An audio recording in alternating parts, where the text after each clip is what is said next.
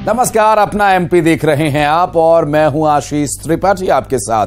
Bulletin की शुरुआत करेंगे भिंड से आ रही एक बड़ी खबर से, जहां दुर्घटना में पति पत्नी की मौत हो गई। कार और बस की टक्कर में 2 बच्चे भी गंभीर रूप से घायल हो गए। दरअसल इस हादसे में घायल जो शख्स है, जो व्यक्ति है, वो एसएएफ का जवान है और बताया जा रहा है कि एसएएफ के जवान और उसकी पत्नी की इस दुर्घटना में मौत हो गई थी। कार और बस की टक्कर में पति पत्नी की मौत हो गई, जबकि 2 बच्चे इस दुर्घटना में घायल बताए जा रहे हैं। मेहगांव थाना क्षेत्र की ये पूरी घटना। पुलिस ने घायलों को जिला चिकित्सालय भिंड भेज दिया है। मृतकों के शवों को पोस्टमार्टम हाउस में रखवाया गया है। पुलिस पूरे मामले की जांच पड़ताल में जुटी हुई है। हादसे का ये पूरा मामला, हादसे के बाद की कुछ तस्वीरें भी आपको दिखा रहे हैं। भिंड से ये घटनाक्रम सामने आया, जहां पर पति पत्नी की इस हादसे में मौत हो गई है। कार में सवार 2 बच्चों को भी चोट आई है। मृतक पति, जो कि एसएएफ का जवान बताया जा रहा है, इस हादसे में जान गंवाने वाला जो शख्स है, जो व्यक्ति है, जो पुरुष है, वो एसएएफ का जवान बताया जा रहा है। और पुलिस ने घायलों को चिकित्सालय भेज दिया है, जहां पर उनका इलाज किया जा रहा है। बस से कार की टक्कर के मामले में हालांकि कार्रवाई क्या की जा रही है, किसकी लापरवाही, ये अभी तक स्पष्ट नहीं हो पाया है। और शहडोल से 3 चंदन तस्करों को गिरफ्तार किया गया। इनके पास से 63 किलो चंदन की लकड़ी भी जब्त की गई है। सिंहपुर गांव से काटे जा रहे थे चंदन के पेड़। विशाल सिंह, उमा शंकर साहू और अर्जुन बारी को गिरफ्तार किया गया। दरअसल यूपी और बिहार के रहने वाले हैं तीनों आरोपी। और यहां सिंहपुर पुलिस ने एक गाड़ी भी जब्त की है। चंदन की करीब 63 किलो लकड़ी इनके पास से बरामद की गई है। बरामद लकड़ी की कीमत हालांकि अभी तक अनुमानित नहीं की गई है, आकलन किया जा रहा है। और 63 किलो चंदन की लकड़ी भी जब्त की गई है इनके पास से। सिंहपुर गांव से चंदन के पेड़ काटे जा रहे हैं। विशाल सिंह, उमाशंकर साहू और अर्जुन बारी गिरफ्तार किए गए। यूपी और बिहार के रहने वाले हैं तीनों आरोपी। सिंहपुर पुलिस इस पूरे मामले में कार्रवाई करते हुए इनकी गिरफ्तारी कर चुकी है और चंदन की 63 किलो के करीब लकड़ी भी जब्त की गई है।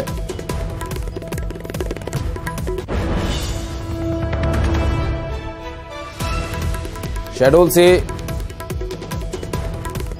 बड़ी खबर आपको बता दें, सिंहपुर पुलिस ने एक गाड़ी भी जब्त की है। चंदन की करीब 63 किलो लकड़ी लेकर ये जा रहे थे 3 तस्कर और 63 किलो लकड़ी के साथ 3 तस्करों को पुलिस ने गिरफ्तार किया है। चंदन की ये लकड़ी शहडोल से बरामद की गई है। शहडोल में सिंहपुर गांव से चंदन के पेड़ काटे जा रहे थे और यहां विशाल सिंह, उमाशंकर साहू और अर्जुन बारी को गिरफ्तार किया गया है। आपको बता दें कि यूपी और बिहार के रहने वाले हैं तीनों आरोपी।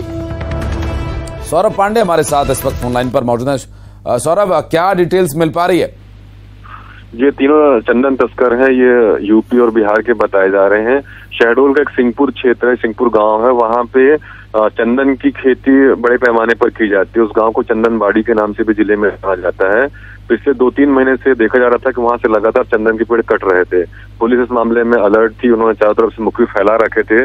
तभी अचानक पुलिस को सूचना मिली कि कुछ जो लोग हैं वो स्थानीय एक वाहन लेकर MP 18 की गाड़ी लेकर उसमें चंदन लेकर जा रहे हैं।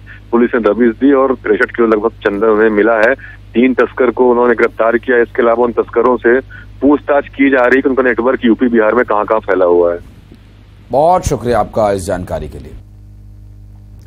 और मुरैना से बड़ी खबर, बदमाशों ने ताबड़तोड़ फायरिंग की। दरअसल पुरानी रंजिश के चलते फायरिंग की गई। बाइक पर सवार बदमाशों ने ताबड़तोड़ फायरिंग की और एक शख्स ने ट्रॉली के पीछे छिपकर किसी तरह से अपनी जान बचाई।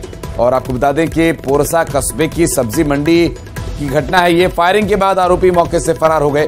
घटना का वीडियो सोशल मीडिया पर वायरल हो गया और फरियादी की शिकायत पर पोरसा थाना पुलिस ने 3 नामजद आरोपियों के खिलाफ मामला दर्ज किया है। दरअसल आरोपी करुआ, आकाश और सुमित नाम के आरोपियों पर मामला दर्ज किया गया है। तो फायरिंग के बाद ये फरार हुए आरोपियों को, दरअसल वीडियो जो सोशल मीडिया पर सामने आया, पोरसा कस्बे की सब्जी मंडी की यह घटना। फायरिंग के बाद आरोपी मौके से फरार। घटना का वीडियो सोशल मीडिया पर वायरल हुई और फरियादी की शिकायत पर पोरसा थाना पुलिस ने 3 नामजद आरोपियों के खिलाफ मामला दर्ज कर लिया है। बात करेंगे अमित शर्मा हमारे साथ इस वक्त मौजूद। अमित, क्या है पूरा मामला?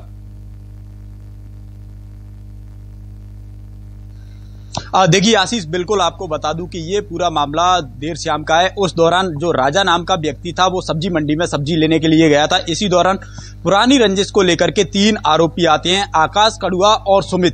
इन तीनों ने आकाश के ऊपर ताबड़तोड़ फायरिंग कर दी। इस दौरान कोई जनहानि नहीं हुई है। खास बात यह है कि जो फरियादी था राजा नाम का व्यक्ति, उसने ट्रॉली के पीछे छुप करके जान बचाई है। लेकिन जिस तरीके से जिन तीनों आरोपियों ने बाइक पर सवार होकर आए थे और जिस तरीके से जो फायरिंग की है उससे पूरे इलाके में दहशत फैल गई है। जिसके बाद जब सूचना मिली थी तो पुलिस मौके पर पहुंची, लेकिन पुलिस ने जब मौके पर पहुंची तो उस समय ये तीनों आरोपी भाग खड़े हुए थे। लेकिन फरियादी की शिकायत पर अब पुलिस ने तीनों आरोपियों के खिलाफ मामला दर्ज कर लिया है। और खास बात यह है कि 12 से 14 घंटे बीत चुके हैं, लेकिन अभी आरोपी पहचान होने के बाद भी पुलिस की गिरफ्त में नहीं आ पाए। तो ये एक सबसे बड़ी लापरवाही नजर आ रही है, क्योंकि आरोपियों को पता चल जाता है कि ये आरोपी हैं, उसके बाद भी 12 से 14 घंटे घटना को बीत जाते हैं, लेकिन पुलिस के हाथ खाली के खाली नजर आ रहे हैं। और जिस तरीके से जो घटना को अंजाम दिया गया था, जिस तरीके से जो फायरिंग की गई थी, तो वो कहीं ना कहीं अब चर्चा का विषय बनी हुई है। उसका वीडियो भी आया है, वो वायरल हो रहा है, जिस वजह से भी अब लोगों में भय का माहौल है। लेकिन पुलिस अभी तक इन आरोपियों को उठाने में नाकाम रही है। सुमित, भीड़ भाड़ वाला इलाका है, कोई ऐसा तो नहीं है कि कोई सुनसान जगह पर मारने का प्रयास किया गया, या सिर्फ मारना ही कोशिश थी, डराना था, क्या प्रयास था? और आसपास के जो लोगों ने किसी ने देखा होगा तो आइडेंटिफाई क्या नहीं कर पाए हैं, या फिर ये पुलिस की ही अकर्मण्यता है?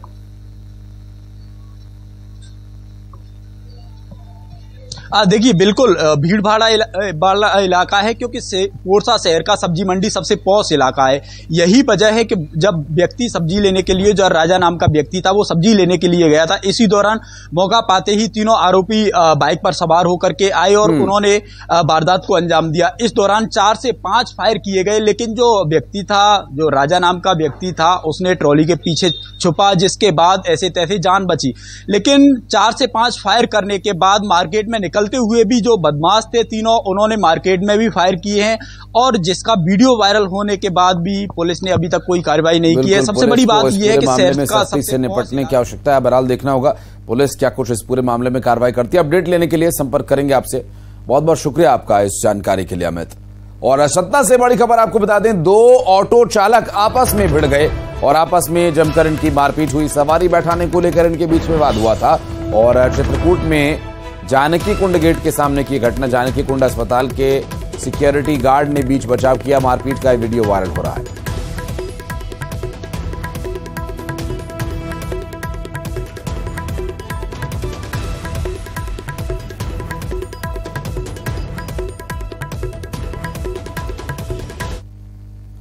और श्योपुर से एक खबर आपको बता दें, अमिता सिंह तोमर ने अब इस्तीफा वापस मांगा है। जी हां, 2 दिन पहले इस्तीफा दिया था अमिता सिंह तोमर ने। जिले की किसी भी तहसील का तहसीलदार नहीं बनाए जाने से नाराज होकर उन्होंने इस्तीफा दे दिया। और अब कह रही हैं वो तो गुस्से में दे दिया, मानसिक स्थिति ठीक नहीं है। सीनियर तहसीलदार होते हुए भी नायब तहसीलदारों को तहसीलदार बनाए जाने से वो नाराज थी।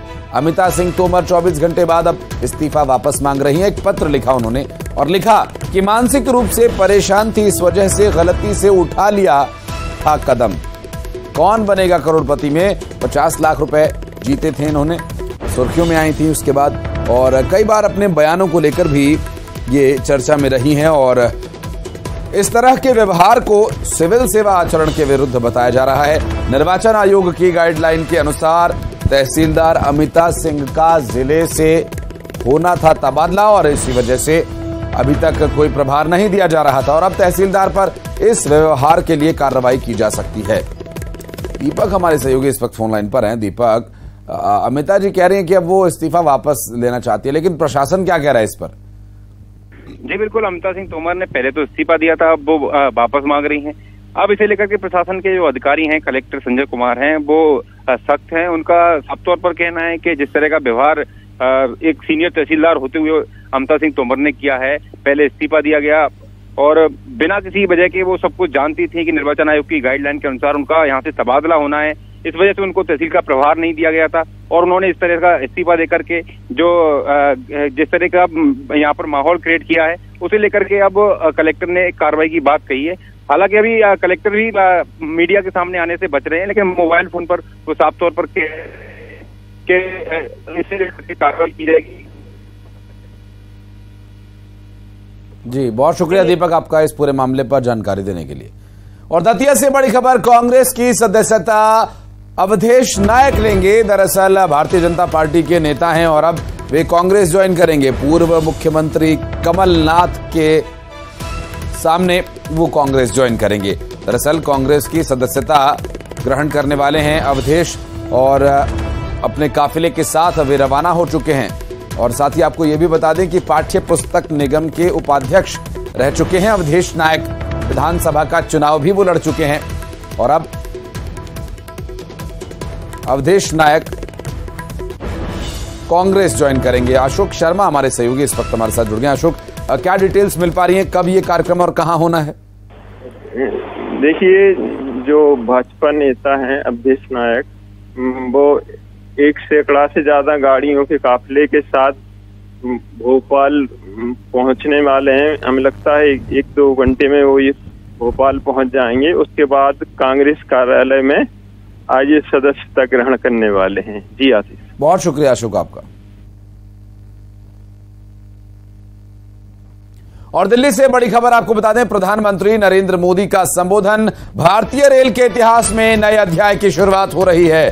508 स्टेशन के नवनिर्माण पर 25,000 करोड़ रुपए खर्च किए जाएंगे।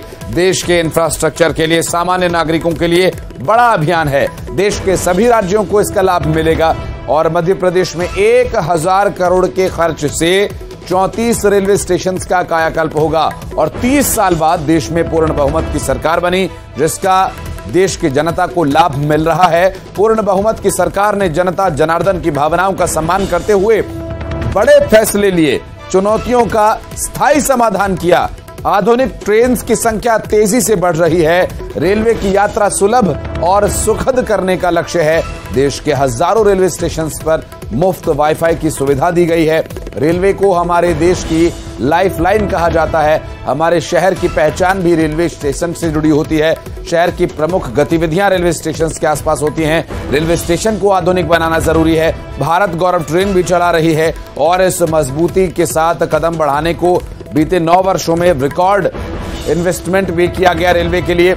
मालगाड़ियों की रफ्तार बढ़ी है, इसका लाभ उद्यमियों को मिला है, किसान भाइयों को मिला है। रेलवे ने देश को जोड़ने का काम किया, ये हमारी जिम्मेदारी है। रेलवे को एक बेहतर पहचान और आधुनिक भविष्य से जोड़ें। रेल सुविधा, स्वच्छ सुविधा, रक्षा करें स्वच्छता की, इस कर्तव्य को हमें निभाना है। करप्शन, डायनेस्टी, तुष्टीकरण, क्विट इंडिया, 15 अगस्त, स्वतंत्रता दिवस, हमारी राष्ट्र के प्रति प्रतिबद्धता दोहराने का समय है। पिछले साल की तरह इस साल भी हर घर तिरंगा फहराना है। आज सभी देशवासियों से हर घर तिरंगा आंदोलन से जुड़ने, प्रचार प्रसार करने का आग्रह करता हूं, पीएम मोदी ने कहा। और मोदी की गारंटी देखिए, 7 लाख तक के इनकम टैक्स पर कोई टैक्स इनकम पर नहीं लगेगा। इसके बावजूद टैक्स से जमा होने वाली राशि बढ़ रही है और इस साल आईटीआर भरने वालों की संख्या 16% बढ़ी है। यह दिखाता है कि लोगों का भरोसा देश के सरकारों के प्रति बढ़ा है।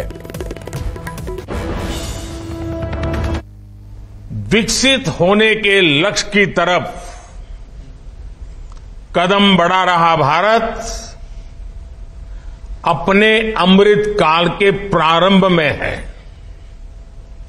नई ऊर्जा है, नई प्रेरणा है, नए संकल्प है। इसी आलोक में आज भारतीय रेल के इतिहास में भी एक नए अध्याय की शुरुआत हो रही है। भारत के करीब 1300 प्रमुख रेलवे स्टेशन अब अमृत भारत रेलवे स्टेशन के तौर पर विकसित किए जाएंगे। उनका पुनर्विकास होगा, आधुनिकता के साथ होगा। इसमें से आज 508 अमृत भारत स्टेशनों के पुनर्निर्माण का काम शुरू हो रहा है और इन 508 अमृत भारत स्टेशन के नवनिर्माण पर करीब 25,000 करोड़ रुपए खर्च किए जाएंगे। और इतना ही नहीं, संबोधन के दौरान प्रधानमंत्री नरेंद्र मोदी ने विपक्ष पर जमकर निशाना साधा। उन्होंने कहा कि विपक्ष का एक धड़ा खुद तो कुछ करता नहीं और दूसरों को करने नहीं देता। नए संसद भवन का इन्होंने विरोध किया, कर्तव्य पथ का इन्होंने विरोध किया, वॉर मेमोरियल का इन्होंने विरोध किया। स्टैच्यू ऑफ यूनिटी पर एक बार भी जाकर किसी विपक्ष के नेता ने दर्शन नहीं किए और ना ही नमन किया उस नेता को जो कि इनकी पार्टी के लिए प्राण तक न्यौछावर कर गया। विपक्ष का एक धड़ा आज भी पुराने ढर्रे पर चल रहा है। वो आज भी खुद तो कुछ करेंगे नहीं और किसी को करने भी न देंगे, न काम करेंगे न करने देंगे। ये रवैये पर अड़े हुए हैं। देश ने आज की और भविष्य की जरूरतों की चिंता करते हुए संसद की आधुनिक इमारत बनवाई। संसद देश के लोकतंत्र की प्रतीक होती है। उसमें पक्ष विपक्ष सबका प्रतिनिधित्व होता है, लेकिन विपक्ष के इस धड़े ने संसद की नई इमारत का भी विरोध किया। और अमृत भारत स्टेशन योजना में हरदा जिले के 2 रेलवे स्टेशन का कायाकल्प होगा। पुनर्विकास का शिलान्यास पीएम मोदी ने वीडियो कॉन्फ्रेंसिंग के जरिए किया। रेलवे स्टेशन हरदा का 18 करोड़ से और खिरकिया स्टेशन का 15 करोड़ 50 लाख रुपए की लागत से पुनर्विकास होगा और इस राशि से प्लेटफॉर्म की लंबाई, आधुनिक control room, foot over bridge बनाने जैसे कई काम किए जाएंगे। हरदा में आयोजित कार्यक्रम में कृषि मंत्री कमल पटेल भी मौजूद रहे। प्रधानमंत्री नरेंद्र मोदी जी के नेतृत्व में अब देश बदलता और आगे बढ़ रहा है। आज का दिन ऐतिहासिक दिन है हरदा के लिए, मध्य प्रदेश के लिए, देश के लिए कि आज देश में 508 रेलवे स्टेशन का जीर्णोद्धार हुआ है, पुनर्निर्माण हो रहा है, जिसमें हरदा में भी बहुत ही सुंदर रेलवे स्टेशन बनेगा जो 18 करोड़ की लागत से होगा। लेकिन इसमें पैदल मार्ग भी होगा, ओवरब्रिज और रेलवे ओवरब्रिज भी होगा जो 100 करोड़ की लागत से हरदा में बनेगा। उसके लिए मैं प्रधानमंत्री जी का, रेल मंत्री जी का, मुख्यमंत्री जी का और सांसद जी का धन्यवाद करता हूँ। साथ ही खिरकिया में 15.5 करोड़ की लागत से खिरकिया का रेलवे स्टेशन का भी कायाकल्प होगा अमृत रेलवे स्टेशन के रूप में, और इसलिए आम जनता को आवागमन की सुविधा मिलेगी और जब रेलवे स्टेशन पे आएंगे तो हमको गर्व होगा। और अब सिटी टॉप 20। पीएम ने अमृत भारत रेलवे स्टेशन योजना लॉन्च की। देश के 1309 स्टेशन को किया जाएगा रीडेवलप। पहले फेज में 508 स्टेशन शामिल। इस मौके पर पीएम मोदी ने देश को किया संबोधित। कहा, रेलवे की यात्रा सुलभ और सुखद करने का है सरकार का लक्ष्य। अमृत भारत योजना के तहत मध्य प्रदेश के कुल 34 रेलवे स्टेशन का बदलेगा स्वरूप। बैतूल के 5 रेलवे स्टेशन इसमें शामिल। बैतूल, मुल्ताई, आमला, घोड़ा, डोंगरी और हरदा स्टेशन 100 करोड़ की लागत से विकसित किए जाएंगे। अमृत भारत स्टेशन योजना के तहत हरदा रेलवे स्टेशन का होगा कायाकल्प। 18 करोड़ की लागत से होगा पुनर्विकास। खिरकिया स्टेशन पर आएगी 15 करोड़ की लागत। कृषि मंत्री ने पीएम मोदी का जताया आभार। भिंड में बस और स्विफ्ट कार की टक्कर, पति पत्नी की मौत, 2 बच्चे गंभीर रूप से घायल। मृतक एसएएफ का था जवान। चुनाव को लेकर बीजेपी की जमावट, सभी विधानसभाओं में कार्यकर्ता सम्मेलन। भोपाल और गुना में नरेंद्र सिंह तोमर, पन्ना में वीडी शर्मा संभालेंगे मोर्चा।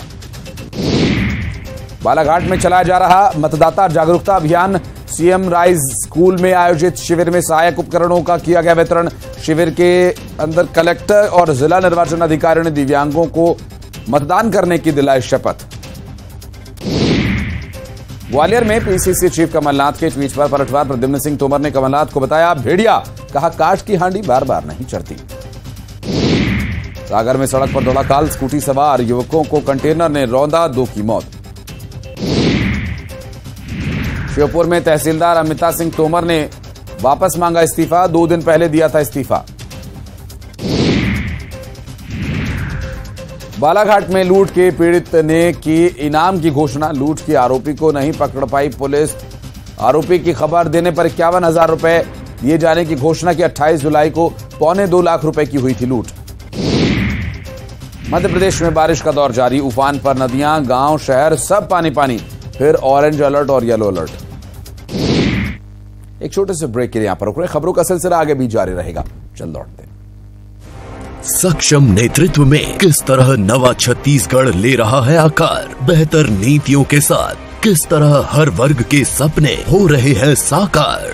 छत्तीसगढ़ के विकास, वर्तमान और भविष्य पर मंथन का महामंच, जहां होंगे विभिन्न क्षेत्रों के दिग्गज। राइजिंग छत्तीसगढ़ देखिए 7 अगस्त दोपहर 12:30 बजे से सिर्फ